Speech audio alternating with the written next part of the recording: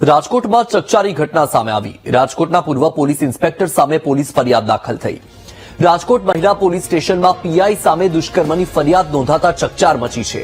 મહિલા ટ્રાફિક વોર્ડને ફરિયાદ નોંધાવી છે। હાલમાં એ પૂર્વ પીઆઈ અમદાવાદ નોકરી કરતા હોવાની ચર્ચા છે। મહિલા પોલીસ સ્ટેશનમાં પૂર્વ પીઆઈ સામે દુષ્કર્મની ફરિયાદ દાખલ કરાઈ। તો રાજકોટમાં ચકચારી ઘટના। રાજકોટના પૂર્વ પોલીસ ઇન્સ્પેક્ટર સામે જ પોલીસ ફરિયાદ દાખલ થઈ છે। જી હા, રાજકોટ મહિલા પોલીસ સ્ટેશનમાં પૂર્વ પીઆઈ સામે દુષ્કર્મની ફરિયાદ નોંધાઈ છે અને આ ફરિયાદ નોંધાતા જ ચકચાર મચી છે। વધુ માહિતી મેળવીએ સંવાદદાતા શનિ મૈયડ પાસેથી। શનિ, જ્યાં એક તરફ પોલીસનું કામ છે ફરિયાદ નોંધવાનું, પરંતુ અહીં તો પોલીસની સામે દુષ્કર્મની ફરિયાદ નોંધાઈ રહી છે, શું માહિતી?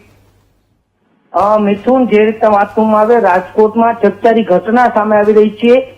રક્ષક જ ભક્ષક બની હોય તેવા દ્રશ્ય સામે આવે છે। રાજકોટના પૂર્વ પોલીસ ઇન્સ્પેક્ટર સામે મહિલા પોલીસ સ્ટેશનમાં ફરિયાદ નોંધાઈ છે। એ પણ દુષ્કર્મની ફરિયાદ નોંધાઈ છે ને મહિલા ટ્રાફિક વોર્ડને આ દુષ્કર્મની ફરિયાદ આપી હોવાની અત્યારે ચર્ચા જગાઈ રહી છે। હાલ તો મહિલા પોલીસ સ્ટેશનના પીઆઈ અને એસીપી કોઈના ફોન નથી ઉઠાવી રહ્યા। ફરિયાદ પણ તેઓએ સેન્સિટિવમાં નાખી દીધી છે। ત્યારે અનેક સવાલો છે તે ઉઠી રહ્યા છે કે આ પૂર્વ પીઆઈ અત્યારે અમદાવાદ નોકરી કરી રહ્યા હોવાની ચર્ચા પણ જોર લગાવી રહ્યું છે। ત્યારે હાહાકાર મચાવે તેવી ઘટના છે તે સામે આવી છે। રાજકોટના જે પીઆઈ હતા તે રાજકોટમાં ફરજ બજાવતા હતા, તે દરમિયાન વારંવાર દુષ્કર્મ કર્યું ને અત્યારે અમદાવાદ તેઓ નોકરી કરતા હોવાની ચર્ચા છે। પરંતુ સમગ્ર મામલાને લઈને આવતીકાલે એસીપી આ મામલે ખુલાસો છે તે કરશે। જી મિત્રો, બિલકુલ શનિ, માહિતી બદલ આભાર।